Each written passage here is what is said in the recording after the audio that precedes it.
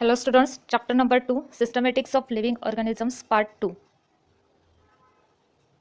आज आपल्याला काही परत टर्म्स बघायचे आहेत आणि या टर्म्स म्हणजे युनिट ऑफ क्लासिफिकेशन. जे क्लासिफिकेशन हे स्टडी करण्या अगोदर एक्झॅक्टली क्लासिफिकेशन कसं केलेलं आहे आणि त्याच्या ज्या रँक आहेत त्याच बघायच्या आहेत. तर first, taxonomic categories. Classification is not a single step process. It involves hierarchy of steps in which each step represents rank or category. Classification म्हणजे एक सिंगल स्टेप नाही आहे, तर एक लॅडर ॲज लाईक लॅडर म्हणजे स्टेप बाय स्टेप प्रोसेस आहे आणि यालाच काय म्हटलं जातं, taxonomic category. All categories together constitute taxonomic hierarchy. Example, kingdom, division, class, order, family, genus, species et cetera. आता ह्या सगळ्या टर्म आपल्याला इन डिटेल स्टडी करायच्या आहेत, पण यासाठी तुम्ही व्हिडिओ शेवटपर्यंत बघा, कारण हे सगळं स्टडी केल्यानंतर जो लास्टला मी एक चार्ट दिलेला आहे त्या चार्ट थ्रू एक्झॅक्टली क्लासिफिकेशन कसं असतं हे मी तुम्हाला सांगणार आहे. ओके, इथं आपल्याला काय आहे बघितलं आपण की कॅटेगरी म्हणजे एक्झॅक्टली काय, तर कॅटेगरी आपण अजून सिम्पल वर्ड्समध्ये काय म्हणू शकतो की it is status of rank or group. म्हणजे एखादा रँक कोणता आहे किंवा त्या रँकचं स्टेटस कोणतं आहे हे म्हणजे असणार आहे कॅटेगरी.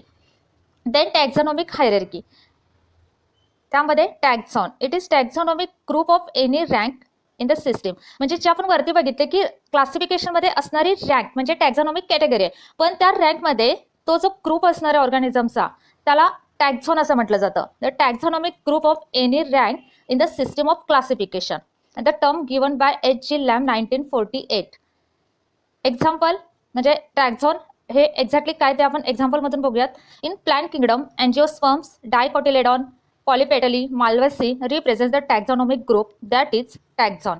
आता ह्या टर्म लगेचच तुम्हाला समजणार नाहीत, तर पुढं आपण जसं हे शिकणार आहोत तसं तुम्हाला हे टर्म्स समजतील. First, unit of classification. आता आपण लास्ट व्हिडिओमध्ये क्लासिफिकेशन, सिस्टमॅटिक्स, टॅक्झॉनॉमी ह्या सगळ्या टर्म स्टडी केलेल्या आहेत, पण एक्झॅक्टली क्लासिफिकेशन कसं केलं गेलं यासाठी हे युनिट्स ऑफ क्लासिफिकेशन हे स्टडी करणं इसेन्शियल आहे. आता यामध्ये एक्झॅक्टली कसं केलं, तर सगळे जे काय ऑर्गॅनिझम आहेत त्यांचं क्लासिफिकेशन करत असताना काही सिमिलॅरिटीज बघितल्या गेल्या, काही डिसिमिलॅरिटीज बघितल्या गेल्या.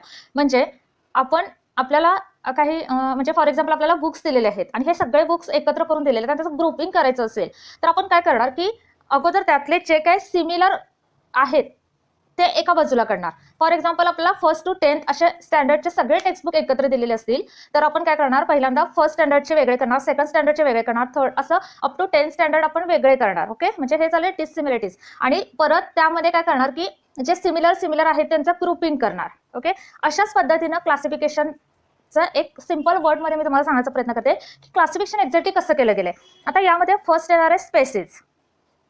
Species is principal natural unit, that is basic unit of classification. Group of organism interbreed under natural condition to produce fertile offspring. आता स्पेसिस म्हणजे काय, तर आता सगळे ऑर्गॅनिझम आहेत आणि हे याचं क्लासिफिकेशन केल्यानंतर जे बेसिक युनिट म्हटलं, बेसिक युनिट म्हणजे काय, तर ह्या सगळ्या ऑर्गॅनिझम मधला एक असा ग्रुप की जो बेसिक आहे म्हणजे काय, तर असा ऑर्गॅनिझम ग्रुप जो स्वतःमध्ये इंटरब्रीड करतो म्हणजे प्रजनन करतो. Okay, under natural condition and it produce fertile offspring. म्हणजे जे काय तो रिप्रोड्यूस करणार आहे तो ऑफस्प्रिंग कसा असणार आहे, फर्टाईल असणार आहे. फर्टाईल म्हणजे काय, able to reproduce. Okay, it is indivisible म्हणजे परत त्याचं ग्रुपिंग होणार नाही, तो इनडिव्हिजिबल असणार आहे. इट इज स्टेबल, त्याच्यामध्ये कोणताही चेंज होणार नाही. स्टेबल अँड स्टॅटिक युनिट, त्याच्यामध्ये कोणताही चेंज होणार नाही असं युनिट म्हणजे स्पेसिस असेल. ओके, म्हणजे फॉर एक्झाम्पल आपण जेव्हा तुम्ही ह्या सगळं पूर्ण हे हायरार्की झाल्यानंतर तुम्हाला सांगितल्याप्रमाणे चार्टमध्ये जेव्हा मी हे सगळं समजावून सांगेन तेव्हा अजून बेटर वेनं तुम्हाला नक्कीच समजेल. Then sub division of species like sub species, varieties and population are seen in modern taxonomy. आता मॉडर्न टॅक्झॉनॉमीमध्ये अजून इथं जरी स्पेसिस इंडिव्हिजिबल म्हटलं तरी पण मॉडर्न टॅक्झॉनॉमीमध्ये काही अजून चेंजेस झालेले आहेत, ते म्हणजे सब स्पेसिस आलेले आहेत, व्हरायटीज आलेले आहेत, पॉप्युलेशन आलेले आहेत. हे पहिलं युनिट आहे स्पेसिस आणि it is smallest unit of classification. Second, genus. Genus is taxonomic rank और category larger than species. It is group of species bearing close resemblance to one another in morphological characters.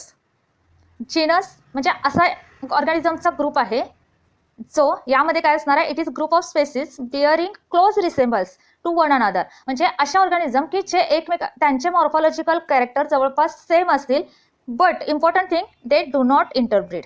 त्यांच्यामध्ये interbreeding होत नाही, though they are morphologically resemble to each other. म्हणजे जे त्यांचे morphological character जरी जवळपास सारखे असतील तरीही ते इंटरब्रीड करत नाहीत. Example, tiger, leopard, lion belong to same genus that is panthera. Panthera हा त्यांचा जीनस आहे, मॉर्फॉलॉजिकली ते सेम दिसतात पण ते इंटरब्रीड करत नाहीत, फक्त स्पेसिसमध्येच हे होणार आहे. Brinjal and potato looks like similar, म्हणजे एक्झॅक्ट काही सेम नाहीये पण काही मॉर्फॉलॉजिकल कॅरेक्टर त्यांचे सेम असतात. दे बिलॉंग टू जीनस सोलॅनम. त्यामुळे जीनस हा असा ग्रुप आहे ऑर्गॅनिझमचा ज्यामधले जे काही ऑर्गॅनिझम आहेत ते एकमेकासारखे दिसतात, त्यांचे मॉर्फॉलॉजिकल कॅरेक्टर रिसेम्बल्स असतात, बट ते डू नॉट इंटरब्रीड. इतक्या 2च पॉईंट लक्षात ठेवायचे. Next, family. त्याच्यावरती असणार आहे family. Family represents group of closely related genera like hibiscus, gossypium, sida, bombax included in family malvaceae. आता फॅमिलीमध्ये काय असणार आहे, तर जे काय जीनस मधले क्लोजली रिलेटेड जे असतं, म्हणजे जीनस जे क्लोजली रिलेटेड जीनस असतील अशा ऑर्गॅनिझमचा ग्रुप म्हणजे असणार आहे फॅमिली. मग यामध्ये हिबिस्कस आहे, म्हणजे हे जीनस आहे, हिबिस्कस हा जीनस आहे, गॉसिपियम आहे, सिडा आहे, बॉम्बिक्स, हे सगळे जीनस एका फॅमिलीच्या अंडर येणार आहेत. ही फॅमिली कोणती असेल, malvaceae. Okay. Then cat, leopards, tigers, lions, these are included in family Felidae. Dog, family Canidae. Okay. Then cohort or order. It is taxonomic rank used in classification and recognized by nomenclature codes. आता nomenclature codes हा point आपण upcoming व्हिडिओमध्ये binomial nomenclature मध्ये in detail बघायचा आहे. Order is group of closely related families. आता जसं आपण स्पेसिस म्हटलं, स्पेसिस नंतर जीनस कसा आहे, closely related species. Genus is group of closely related species. त्यानंतर जीनसच्या वरती काय आलं आपलं, जीनस नंतर आपलं फॅमिली. फॅमिलीमध्ये काय म्हटलं आपण, क्लोजली रिलेटेड जनरा. आणि त्यानंतर सेम तसंच वरती जायचं की closely related families. Okay. It is known as order. Order is group of closely related families showing definite affinities. यांच्यामध्ये रिलेशन्स असणार आहेत. Okay. Then members belonging to same order but different families show few dissimilarities. म्हणजे जसं यांच्यामध्ये काही similarities पण असणार आहेत आणि काही डिसिमिलॅरिटीज असणार आहेत, कारण सेम ऑर्डर सेम जरी असली तरी त्या मेंबर्सची फॅमिली काय असेल, डिफरंट असेल. त्यामुळे त्यांच्यामध्ये काही कॅरेक्टर्स हे सेम असतील म्हणून सेम ऑर्डरमध्ये असणार आहेत, आणि काही कॅरेक्टर हे डिफरंट असतील म्हणून डिफरंट फॅमिलीमध्ये असणार आहेत. Then example, family Papaveraceae, Brassicaceae, then Capparidaceae etcetera with parietal placentation. आता हे वर्ड डिफिकल्ट वाटतायत, डिफरंट वाटतायत म्हणून इथंच सोडून द्यायचं नाही. जसं तुम्ही पुढे स्टडी करत जाल तसे हे सगळे वर्ड्स तुम्हाला आरामात नंतर पाठ होणार आहेत. आता घाबरून जाऊन हे इथं सोडून द्यायचं नाही. आता या फॅमिलीमध्ये पॅरायटल प्लॅसेंटेशन म्हणजे काय, तर एक शॉर्टमध्ये फक्त सांगते की पॅरायटल प्लॅसेंटेशन कशाला म्हणायचं, की अरेंजमेंट ऑफ ओव्हिल इन ओव्हरी. आता प्लांटमध्ये जे काय ओव्हरी असते, ओके, ओव्हरीमध्ये अरेंजमेंट, ओव्हिलची जी काय अरेंजमेंट आहे ती कशी आहे, तर यावर काही ग्रुपिंग झालेलं आहे, ते नंतर तुम्हाला इन डिटेल बघायचंच आहे. बट ओव्हिल जे आहे याची development in the inner wall of ovary or parietal part असं जेव्हा असेल तेव्हा त्याला पॅरायटल प्लॅसेंटेशन असं म्हटलं जातं. Parietal means wall of body. ह्या सगळ्या टर्म तुम्हाला जसं पुढं तुम्ही शिकत जाल तसं तुम्हाला समजून जाते, don't worry. Then this all grouped under order Parietales. म्हणजे यांच्यामध्ये सिमिलॅरिटी कुठली झाली, पॅरायटल प्लॅसेंटेशन, म्हणून ते कशामध्ये आले, ऑर्डर पॅरायटलिसमध्ये. Then dog and cat belong to same order Carnivora but different families. म्हणजे डॉग आणि कॅटची ऑर्डर जरी सेम असली कार्निओरा तरी सुद्धा त्यांच्या फॅमिली कशा असणार आहेत, डिफरंट असणार आहेत. Then fifth, class. Class is distinct taxonomic rank with own distinctive name. Class is assemblage of closely allied order. म्हणजे जे काय क्लोजली अलाइड म्हणजे जे ऑर्डर्स चे कॅरेक्टर जवळपास म्हणजे सिमिलर आहेत ते सगळे एका क्लासमध्ये असणार आहेत. Order Carnivora and primates belong to class Mammalia. म्हणजे मॅमोलिया हा क्लास आहे, त्याच्यामध्ये ऑर्डर कार्निओरा पण येईल आणि प्रायमेट्स येईल. हे दोन काय येणार, कारण त्यांचे कॅरेक्टर्स थोडेफार सिमिलर आहेत, त्यांच्याकडे डिसिमिलॅरिटीज असणारच आहेत पण काही कॅरेक्टर त्यांचे सिमिलर असल्यामुळे ते एका क्लासमध्ये असणार आहेत, क्लास मॅमोलियामध्ये. Then monkeys, gorillas, gibbons are belong to primates. Primates ही ऑर्डर आहे. And dog, cat, tiger belongs to order Carnivora, but both this belongs to class Mammalia. Okay. Then sixth one, division or phylum. Division is category composed of related classes. आता परत जे class ज्यांचे character similar आहेत थोडेफार ते एकत्र कुणामध्ये येणार, डिव्हिजनमध्ये, एका डिव्हिजनमध्ये येणार. Division is category composed of related classes. For example, division Angiospermae included two classes, dicotyledone and monocotyledone. Dicotyledone आणि monocotyledone हे दोन्ही क्लास आहेत पण ते एका डिव्हिजन मध्ये येणार. प्लांट्स मध्ये आपण डिव्हिजन म्हणतो. In animal classification there are phylum, there is phylum.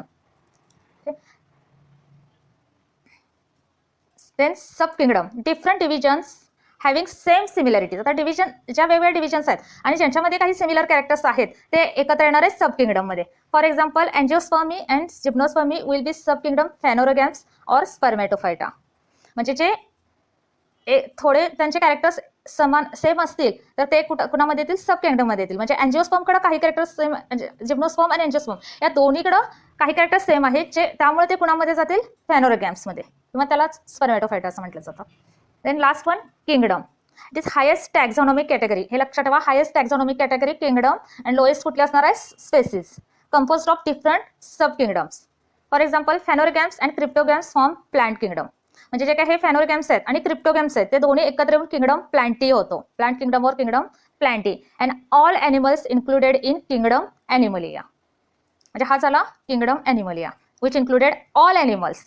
As we go higher in taxonomical ladder, number of common characters is go on decreasing. म्हणजे जसं आपण स्पेसिस टू किंगडम पर्यंत जाऊ तसं काय होणार आहे, तर त्या जे काही कॉमन कॅरेक्टर्स आहेत ते कमी कमी कमी होत जाणार आहेत.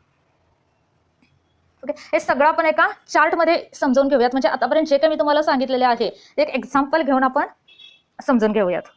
आता कॅटेगरी आणि टॅक्झॉन हे दोन पॉईंट्स तर स्टार्टला सांगितलेच आहेत की ही कॅटेगरी असणार आहे आणि हे टॅक्झॉन. म्हणजे कॅटेगरी म्हणजे रँक असणार आहे. म्हणजे ही हायरार्की आहे. ओके. आणि यामध्ये काय असेल तर ह्याशी एक प्रत्येकची रँक असेल, किंगडम असेल, फायलम असेल किंवा क्लास असेल, सब क्लास असेल, हे सगळे रँक झाले. आणि टॅक्झॉन म्हणजे काय, तर त्या रँकमध्ये असणारा हा काही ग्रुप ऑफ ऑर्गॅनिझम आहे तो असणार आहे म्हणजे टॅक्झॉन. आता किंगडम प्लांटीमध्ये एक ग्रुप ऑफ ऑर्गॅनिझम असणार आहेत, किंगडम ॲनिमलियामध्ये हे ग्रुप ऑफ ऑर्गॅनिझम असणार आहे. हे झालं त्यांचा टॅक्झॉन.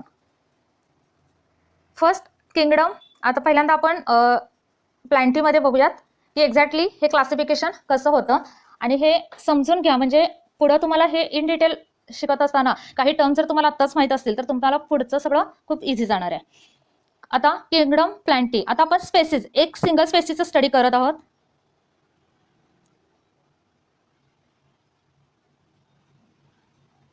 सॉरी. तर ते सिंगल स्पेसिस कोणतेही, रोजा सायनेसिस.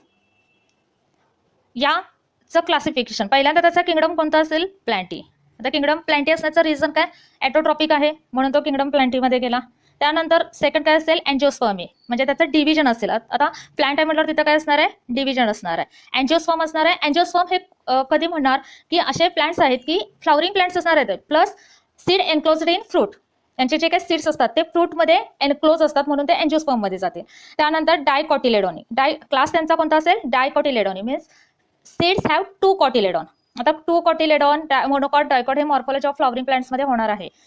आता तुम्हाला असं वाटेल सगळं होणार आहे असं नाही, पण हा इंट्रोडक्शनचा पार्ट आहे त्यामुळं अपकमिंग व्हिडिओमध्ये हे सगळं होणारच आहे. पण ॲज अ इंट्रोडक्शन म्हणून मी तुम्हाला हे सगळं सांगत आहे.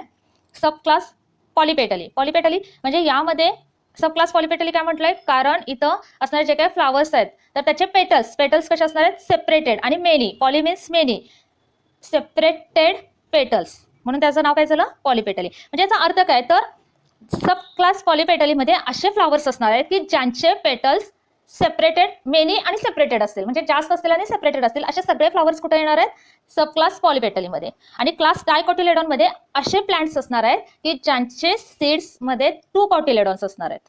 ओके. आणि अँजिओस्पर्ममध्ये असे प्लांट्स येणार आहेत की ज्यांच्यामध्ये सीड्स हे फ्रूटमध्ये एनक्लोज्ड असणार आहेत. ओके. म्हणजे असा ग्रुपिंग झालेला आहे. त्यानंतर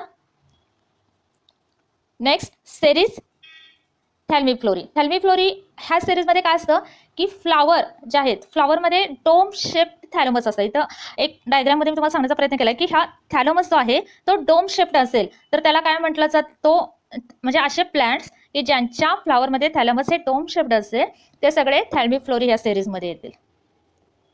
देन ऑर्डर मालवालिस. मालवालिस म्हणजे तर हे यामध्ये श्रब आणि ट्री प्लांट सगळे येणार आहेत. देन मालवासी याच्यामध्ये असे प्लांट्स की ज्यांचं अँथरजाई मोनोथिकस. आता अँथर परत एकदा सांगते, आता इतकंच लक्षात ठेवायचं की मालवासीमध्ये मोनोथिकस अँथर असणारे सगळे प्लांट्स असतील. आणि obviously genus Hibiscus and species rosa sinensis. म्हणजे हायेस्ट रँक कुठली झाली तर किंगडम आणि लोएस्ट कुठली झाली स्पेसिस. आणि जसं आपण हे वरती जाणार तसे सिमिलर कॅरेक्टर्स कमी कमी होत जातील आणि जसं खाली येऊ तसं सिमिलर कॅरेक्टर्स वाढत जाणार आहेत, इन्क्रीज होत जाणार आहेत. तसंच किंगडम आपण ॲनिमलियाचं बघूयात. ॲनिमलियामध्ये स्पेसिस कोणते नाजा. आता याचं क्लासिफिकेशन कसं झालं, तो किंगडम ॲनिमलियामध्ये येणार, हेटेरोटॉपिक असल्यामुळे तो ॲनिमलियामध्ये येईल. कॉर्डेटा फायलम कॉर्डेटामध्ये आला कारण त्याच्याकडं नोटोकॉर्ड आहे. ओके, प्रेझेन्स ऑफ नोटोकॉर्ड म्हणून कशामध्ये झालं कॉर्डेटा. म्हणजे असे ॲनिमल की ज्यांच्यामध्ये नोटोकॉर्ड आहे ते सगळे कॉर्डेटामध्ये जातील. त्यानंतर रेप्टिलिया, क्राउलिंग अँड क्रिपिंग म्हणजे ते सरपटणारे असतील म्हणून ते कशामध्ये गेला रेप्टिलियामध्ये गेला.